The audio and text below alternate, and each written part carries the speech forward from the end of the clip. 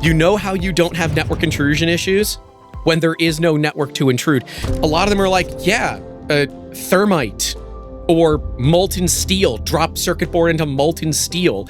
It ceases to exist. One of the students came along, took those files out of the recycling bin and made a copy.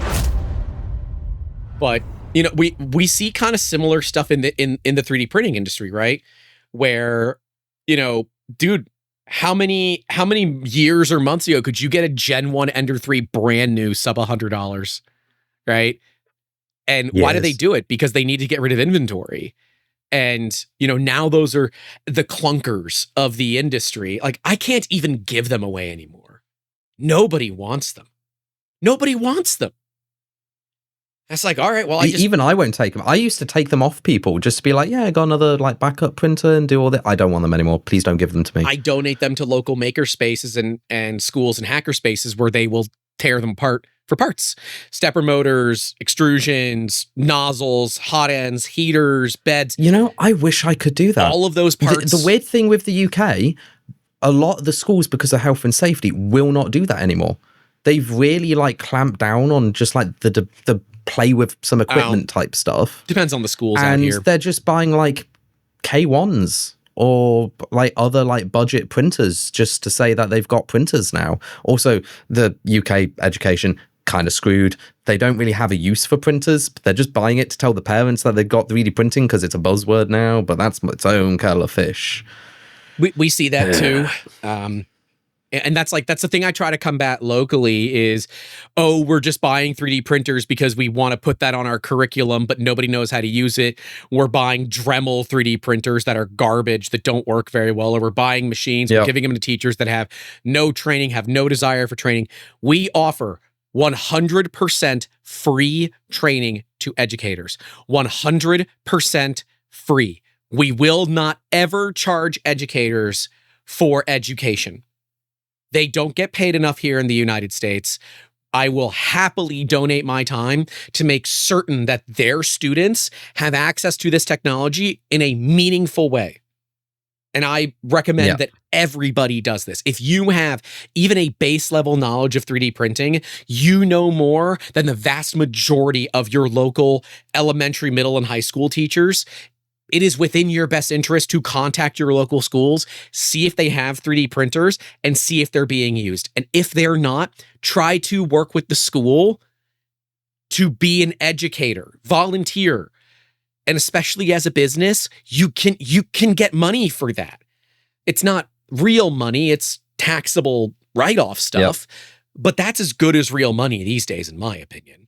Glenn says Dremel still has printers. Yep, and you can still buy them. Here in the States, they'll still sell you them. They are not great printers, just for reference, but see, the trick they is, will turn on. With schools in the US, they often have to buy from a list of approved vendors. And that's where the problem is. So MakerBot was one of the big approved vendors. They made a huge push early on to get approved everywhere across the country. So anybody anywhere could order a MakerBot printer. I still firmly believe that's why Stratasys wanted MakerBot, was to have that instant in at schools to sell them Stratasys machines, but via the MakerBot LLC or the MakerBot, company. I don't know if they ever did that, but similar Ultimaker was the same way. Dremel, because Dremel tools, people buy from that all the time. Right? So they kind of have to be on the list. So when they look at what 3D printers can they buy, none of them. Oh, well, you can buy a Dremel, or you can buy when Kodak made 3D printers, and then now schools are getting Bambu. So now we have to teach them about network security and dealing with cameras that are accessible at all the time around children. Yeah. So. Yeah. I'm just side tangent. Can printer companies just put a little sliding thing over the Bambu camera? actually has it on the A1. They do. I was actually going to say Bambu has actually done a good on that, where they've got the security tab. But just on the A1 and the A1 Mini. I don't think it's on any of the other brands that I'm aware of. It's not on the others. That I'm aware of, to be clear. I don't mind if the camera's only facing inside the machine. and therefore you don't really need a cover. Mm-hmm. But just can we just do something that is better than me just putting a bit of tape over the cameras? Something. I don't like that. Just a little Vaseline just on it, Yeah, Glenn said, regardless of which of those brands you buy, you still get a flash forge. Yep. So I guess now they include a little magnetic camera cover. That'd be nice to see. And if not, I feel like there's got to be people out there that have the files for it. They have it on the H2D Pro. Good. That's good. Realistically, I still think that there needs to be Prusa's pushing their critical infrastructure machines, right? That's been a fun thing with getting some diagnosis work on the HT90. We've had a couple small issues with it, and they're like, oh yeah, just connect to it. I'm like, no, it's critical infrastructure. I'm not doing it. Yeah, I found that it also logs everything, so I've got a meeting set up with people in Prague because it's Clipper. Yeah, but that's not a bad thing. Don't care. As long as it's not sending it places. Don't care. I don't care. Well, explain why. I can't lock the machine. I can't lock the machine. I can't keep others from turning it on. I can't keep others from using the screen. Yeah, there not that I'm aware of. I haven't found a way to do it. Well, no, I thought if it's using Clipper, I thought Clipper has a password mode. Maybe it does, but it's not active on this. These are all things that I don't think people have thought of. And so I'm offering up my perspective as someone that operates heavily within critical infrastructure to Prusa, be like, I know you all want to sell to this industry, but here are some things we need to fix to solve the problem. They've been very receptive to it, and that's what I like to see. Similarly, the Core 1L with the AC board issues, I am now in direct contact with the people. I used to have to work through support and all that. No, I'm now just in direct contact with the right people so we can test it ourselves. The machine has to have some basic level of inability for those to see what has been done to it. If you can see what's been printed on it, you can now see what that machine has been used for. Yep. And that is an issue in critical infrastructure. Sounds it's something that I've been quite poignant about trying to tell people. It's all well and good you can air gap a printer, but you still have to consider what if somebody's in the room. Right. Yeah, you have to look at physical penetration issues. School. Say it's a school. Mm-hmm. That you could put critical files on it. Say it's a university, actually, just so it makes it a bit more plausible. It's university, you're doing some high-level research project, but it's on the university printer because no way in hell you're getting the stipend to buy an expensive machine. You got to use the schools. So you plug your files in, you transfer it over, it logs it, you're like, brilliant, and you unplug, you walk away, and somebody comes along and takes it. Do you know how I know this is a problem? It's corporate espionage. It happened to me.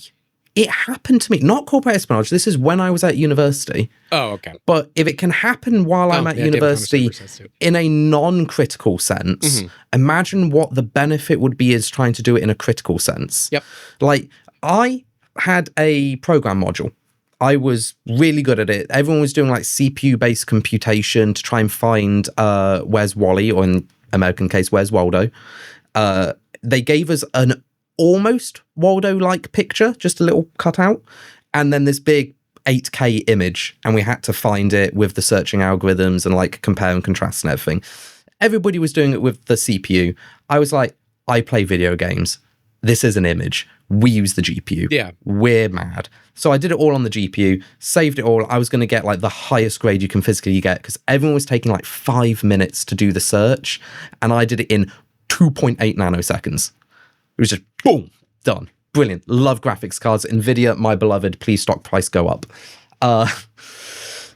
I saved all my files, put them on my USB drive, unplugged my USB drive, deleted the files on the computer, and I left. I forgot one step. I forgot to empty the recycling bin. One of the students came along, took those files out of the recycling bin, and made a copy, which didn't work, so it's really funny, because I documented everything and they couldn't be bothered to read it. But they took all that work, and I got a disciplinary. And at high-level university, you get one chance. Yeah, that's a problem. If you get a disciplinary, the outcome is either they realize it's not real or you leave. Yep. There is no You don't get middle second ground chances. for you did a bit wrong. Yeah. No, because university and like research requires trust, and you have to pass an ethics board to do a lot of high level university stuff. After my third year, I had to do an ethics board. Yep. I'm ethically accredited, which is why it's really funny when I deal with the military. I'm like, you can't do that anymore. But that is a real problem. I lost half my grade. They even found out it wasn't me because the other guy's program didn't work. I lost half my grade because of the complication of it could have been me. And that was on work. That was on something that doesn't matter. That's just to get a piece of paper that says you are smart. A patentable intellectual property. Yeah, you've got a serious problem. If you go to university print labs, I bet you they have printed some like cutting edge stuff. Like all of battery research happens in university labs. All of laser and quantum research is university labs. If you get access to that data, you can patent an entire like multi-year research project before they can even release their notes. Yep. Just in case, because there's so much money in it. SoundSpark says, VLAN behind authenticated VPN. Sure, but I don't want to do that. It's too much work. All my machines are air-gapped. It's just easier. You know how you don't have network intrusion issues? When there is no network to intrude. I will say the nice thing about the HT90 and what to me classifies it as a critical infrastructure, it does not have onboard Wi-Fi. It has a USB port where you can plug in a Wi-Fi dongle if you want it. Very similar to how the Core 1, Core 1L, you just unplug the Wi-Fi dongle. It won't work. There's no onboard Wi-Fi. That is very valuable. Okay. Here's a question for you on that. Mm-hmm. There is conflicting information I've been given from defense contractors about Wi-Fi chips being present on motherboards. Some of them are okay with it as long as it's hardware disabled. So even if you send a signal to the antenna, it cannot propagate into the motherboard. And others are, we need to destroy the antenna. What are your views on it? I don't want it there, period. Because if it's not there, it can't become a problem later on. So I look at not only technology that exists now, but I look at what could exist in the future, right? And unfortunately for that, you kind of have to take a worst case scenario, right? That, we've already proven that we can determine where people are in their home with their Wi-Fi. It's very simple because it is effectively sonar. It's a acoustic echolocation. It's sonar. You can do this. And this was sci-fi 30 years ago. Impossible. No, now you can use lasers to measure vibrations on windows to determine what people are saying inside of the room. You can do that with the Wi-Fi now as well. They've optimized the algorithms. You can get sound with Wi-Fi. This is why I say, and I agree with Zaxman here, the best option is not there. The second best option is permanently disabled. And permanently disabled means that I can verify that it is not physically connected via solder joints. If you just need to populate that area of the board because you need to, great. But you could also just be, giving me access to just pull the chip off myself. And, this is where ITAR 1 and 2 and CMMC 1 and 2 don't care too much about that. But when you're looking at 3, 4, and 5, level 5, whoo, buddy. It's quite high. Buddy, the amount... It's hard. It's funny because right now, levels 1 and 2 actually don't care about internet, right? You can run a Bambu, and we see a lot of government companies doing it. The trick is they have to have that internal VLAN, and they must physically destroy the silicon when they get rid of the machines. And a lot of them are like, thermite or molten steel, drop circuit board into molten steel. It ceases to exist, right? A lot of them look at that and say, well, that's better than the alternative, which is that's one that the UK just Stratasys. brought into place, And which was you have to shred the machines because previously they didn't do that, and they were like, "Oh God, Bambu Lab exists now." But I would argue that like a Vision Miner, 22 IDEX, or once I get some of the things worked out in the HT90, an HT90, they are machines you don't have to do that to, or at least with HT90 in theory, you shouldn't have to. With the 22 IDEX, you don't have to. They are certified for that. Those are things that I think companies should be seeing more, but that's where we get into the money for marketing, right? The money for marketing on these machines. But the funny thing is, they're never the companies that are at the shows. Hello?